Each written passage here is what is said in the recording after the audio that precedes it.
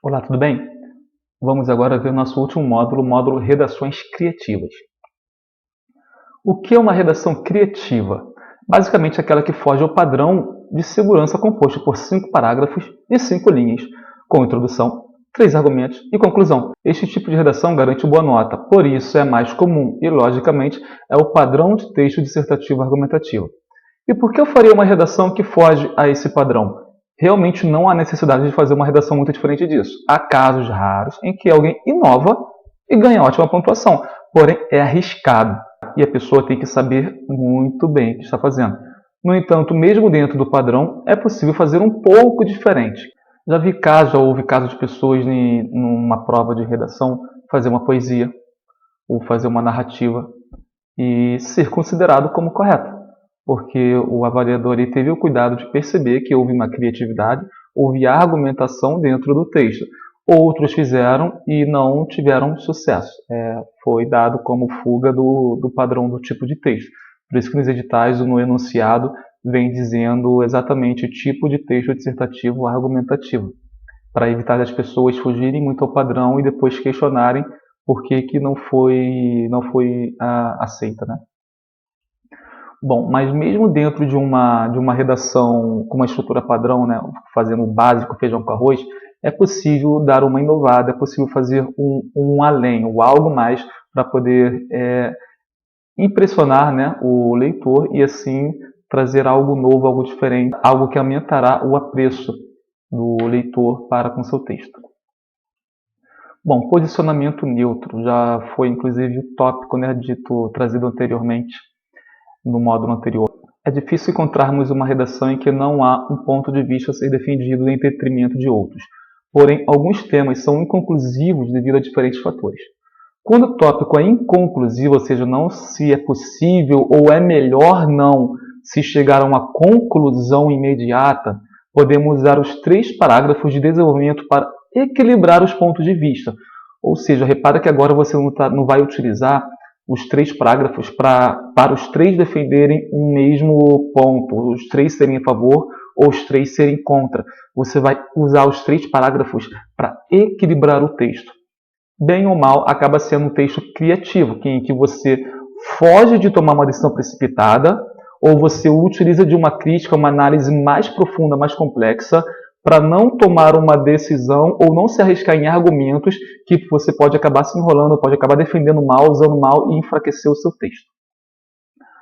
Exemplo, buraco na camada de ozônio.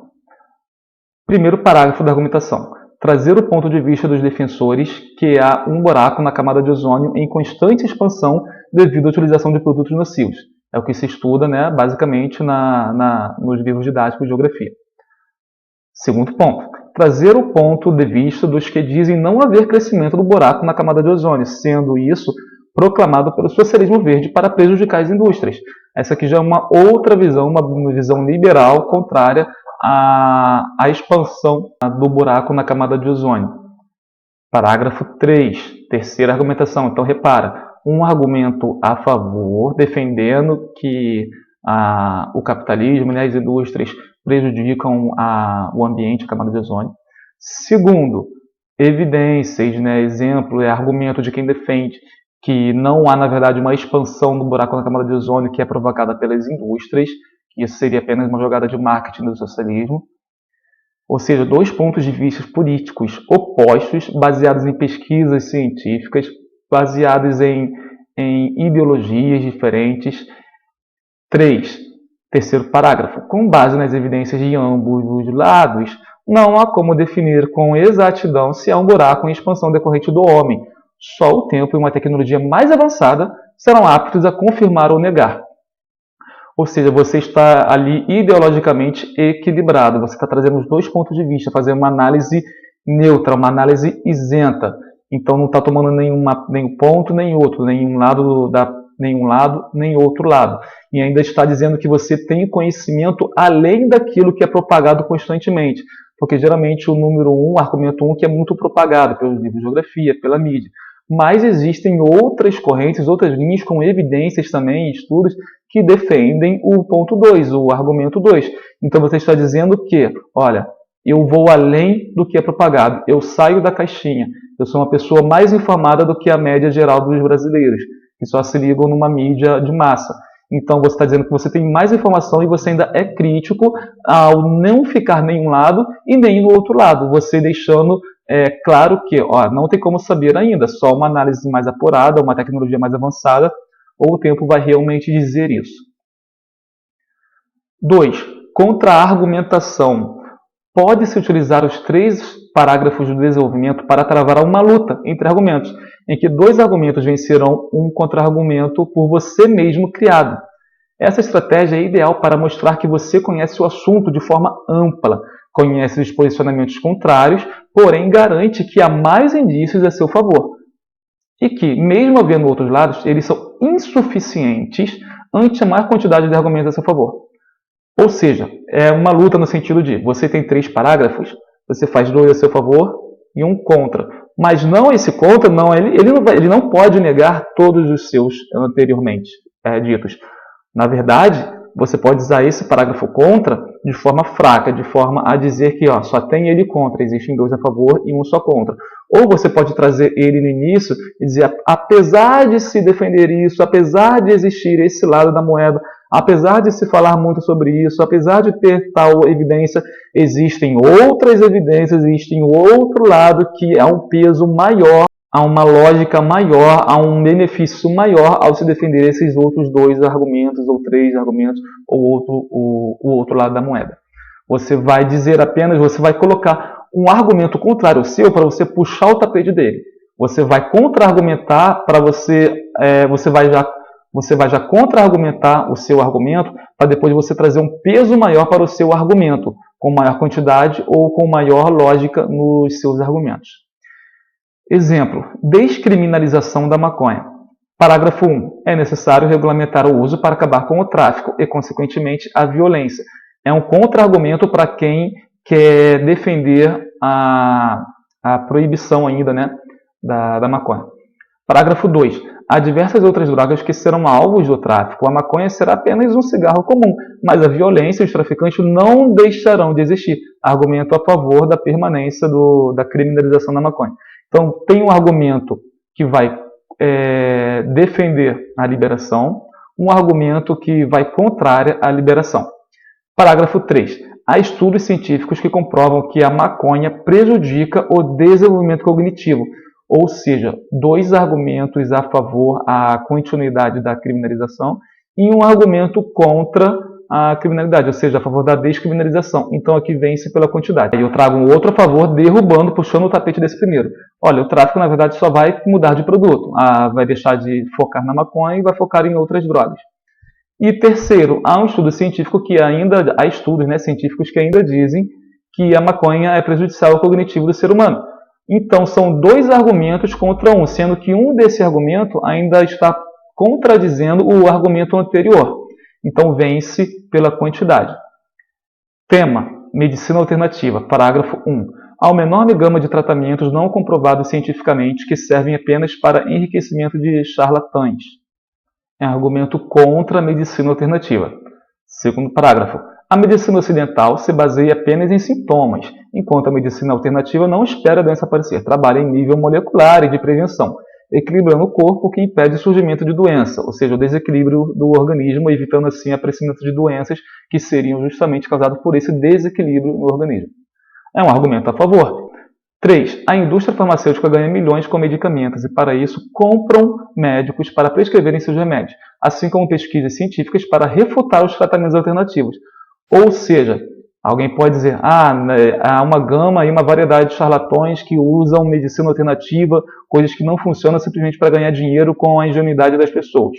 Um argumento, beleza. Eu já chego ali agora com 2 argumentos, puxando o tapete desse argumento, vencendo pela quantidade e pela qualidade. Amplamente conhecido que a indústria farmacêutica ela paga comissões para médicos indicarem, receitarem alguns medicamentos. E, segundo, a medicina ocidental se baseia apenas em sintoma, que já entra numa questão científica, e não numa questão de prevenção. Um médico, geralmente médio, ele sai da faculdade apenas reconhecendo doenças e prescrevendo remédio para aquela doença. O médico que vai além, ele já vai na causa, ele procura justamente a prevenção. ou seja, a medicina alternativa, aquilo que foge à medicina sintomática apenas de passar um remédio para paliativo daquela doença. Então, 2 argumentos contra 1. Terceira alternativa de um texto criativo, pergunta retórica. O que é uma pergunta retórica? É você elaborar uma pergunta que a pessoa responde sem precisar responder. Na verdade, o seu argumento é uma resposta lógica que ela já vai dar a ela mesma. É uma pergunta que geralmente só tem um tipo de resposta. E essa resposta leva a pessoa a refletir e a ficar do seu lado.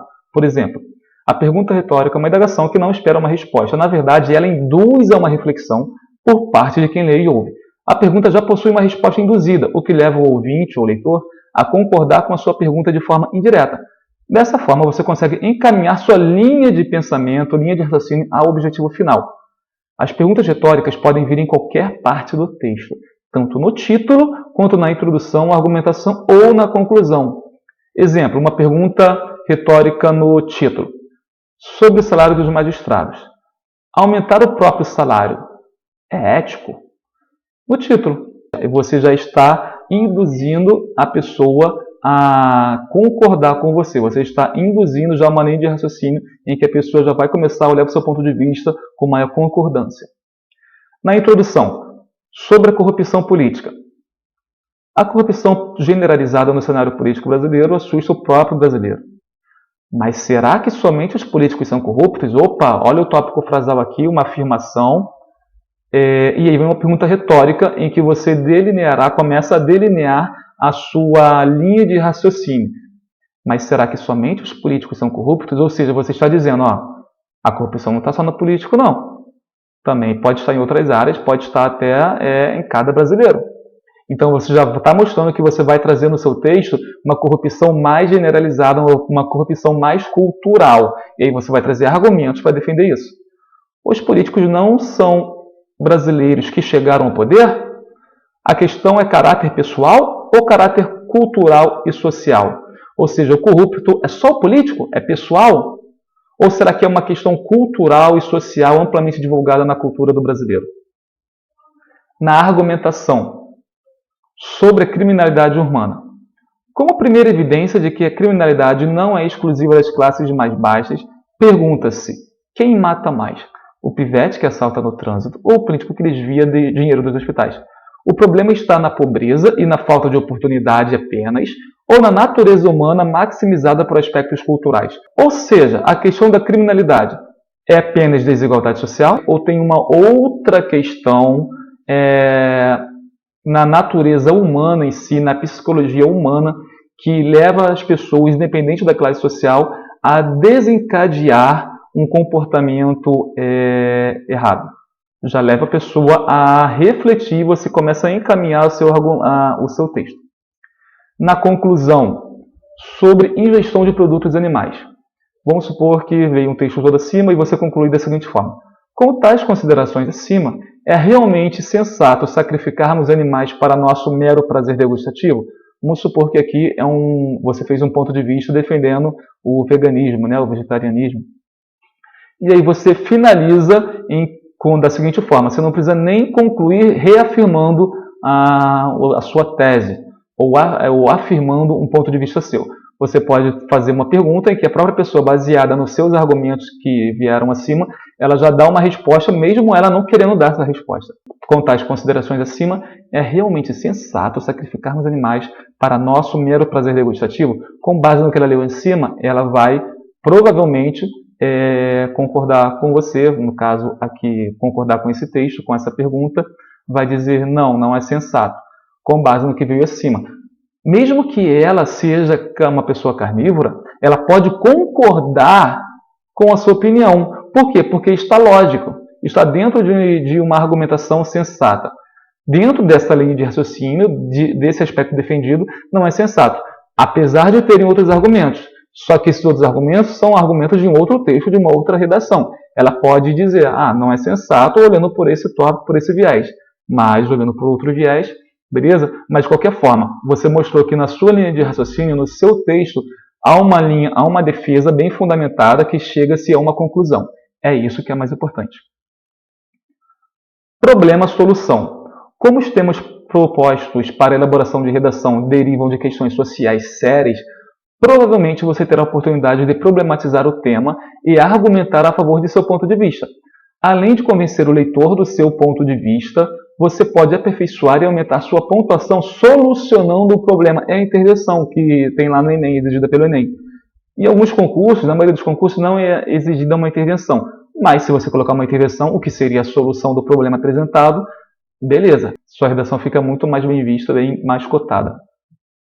Não basta apenas criticar, tem-se que solucionar. De políticos, empresários e técnicos de futebol, as mesas dos bares estão cheias. Ou seja, criticar é fácil, muito fácil. Difícil é criticar e trazer uma solução prática e viável para essa crítica, para esse problema. Essa solução pode vir como um parágrafo na argumentação, mas principalmente na conclusão, quando você resumirá o texto e apresentará seu ponto de vista embasado e conclusivo, acrescentando uma solução para a questão defendida. Exemplo. Está bem claro por meio das evidências discutidas, isso aqui é na conclusão, né? Está bem claro por meio das evidências discutidas acima que a saúde pública nos grandes centros brasileiros vive em estado de coma há anos. Para a recuperação desse paciente terminal, está fazendo aqui uma metáfora, né? Fazendo associação saúde brasileira, no sistema de saúde brasileiro, com a vida de uma pessoa em estado terminal. Para a recuperação desse paciente terminal, ou seja, a saúde, o sistema de saúde brasileiro, é fundamental uma política pública de melhoria de serviços. Já começou a trazer a solução. Foi visto acima que o sistema de saúde brasileiro está precário, está doente, está em estado terminal. Tá, beleza, critiquei. Agora a solução. Para a recuperação desse paciente terminal, para a melhoria do sistema de saúde, é fundamental uma política pública de melhoria do serviço, que inclui auditorias e fiscalizações constantes nos contratos hospitalares e uma visão verdadeiramente humanitária por parte de todos ligados à saúde, desde o enfermeiro ao ministro da saúde. Então aqui eu já estou trazendo uma solução. Olha, para resolver o problema da saúde não adianta só dar mais dinheiro para o hospital. Não. Tem-se que realmente ter uma política pública com fiscalização, auditorias e ter uma conscientização, uma política humanitarista das pessoas ligadas à saúde, porque médico simplesmente para passar remédio e mandar o paciente embora, isso não traz qualidade ao hospital, enfim, ao posto de saúde. Tem-se que ter uma medicina humanitária verdadeiramente. Médicos bem remunerados, sim, mas médicos com tempo para atender, enfermeiros com prazer no trabalho, com bons salários, boas condições de trabalho, com incentivo no sentido motivacional de poder atender bem o paciente ser respeitado, as pessoas que trabalham com a saúde serem voltadas a realmente a querer atender a pessoa, seja ela desde o enfermeiro ao próprio ministro da saúde, porque é o ministro da saúde que vai começar, né, a elaborar essas políticas públicas. Número 5. Problema expectativa. Na mesma linha de raciocínio acima, ou seja, da problema-solução, pode não ser possível uma solução imediata ou a médio prazo para o problema. Neste caso, recorre-se à expectativa de melhoria da situação. Exemplo. Como foi visto, a poluição das águas e das cidades é um grave problema social. Porém, não será resolvida apenas com limpeza e despoluição. Os próprios cidadãos devem se conscientizar que todos somos responsáveis por manter os locais limpos. Fica a expectativa de que um dia não mais veremos latas e embalagens sendo jogadas pelas janelas dos carros e largadas por um transeunte. Está deixando na mão aqui não apenas uma política pública de limpeza de rios e mares. Vai limpar hoje e vai sujar amanhã. Fica a expectativa de que as pessoas, um dia, elas possam se conscientizar de que também fazem parte da limpeza dos rios e oceanos. E aí poderia trazer a solução de que seriam políticas públicas relacionadas à educação. Recursos estilísticos. Como recursos estilísticos, lembramos das figuras de linguagem, como metáfora, metonímia, prosopopeia, entre outros. Exemplos. A educação é uma arma contra a pobreza. Aqui, no caso, uma metáfora, né? Comparação que é sem conectivo. A figura de linguagem comparação em si, ela tem conectivo. Conectivo com, ou igual, conforme, como. Já a metáfora ela não possui conectivo. Por exemplo, o cara é um leão. Pronto. Está comparando, mas sem conectivo igual um leão, como um leão. Pode-se, a partir deste ponto, enfatizar que a bengala tem sim seu valor social. O idoso tem muito a ensinar. A bengala aqui substituindo a terceira idade, substituindo o idoso, ou seja, metonímia. uma palavra por outra que possui relação íntima com ela. Quem usa bengala geralmente é o idoso. A pessoa doente também usa, mas geralmente é associado ao idoso. Quando a gente fala em bengala, a gente lembra de um idoso segurando e andando com a bengala.